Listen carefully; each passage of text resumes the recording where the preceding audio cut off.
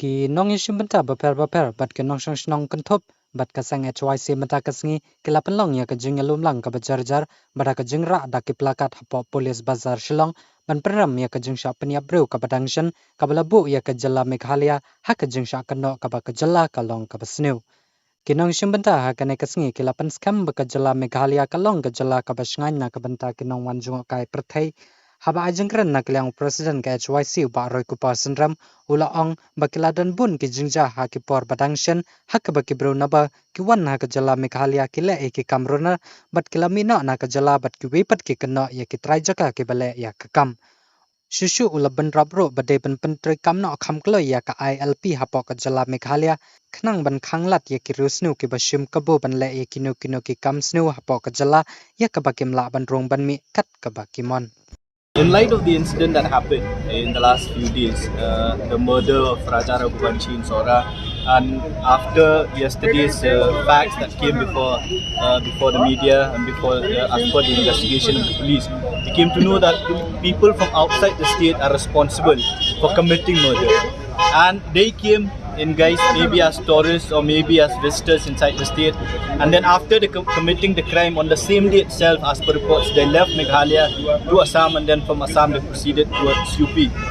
That is why, in light of all these that happened, not only this incident, during the last couple of months we have seen the robbery of the ATM machine in Maukriya, as well as other incidents that happened in the state where people from outside the state came, commit crime and then run away into other states. Had ILP been in place, there would have been a system where these people are, where the the details of every visitor, everyone who entered the state, their name are being recorded.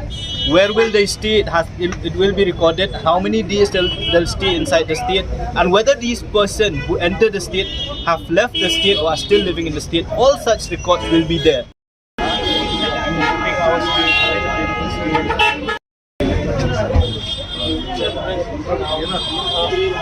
The general perception that is being portrayed this time content where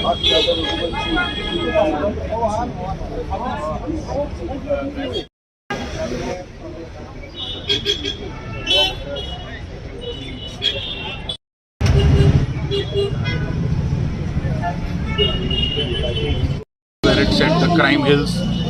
Meghalaya. So I think media should abstain from such captions and statements where they, without any investigation, without any information, they just defame a state's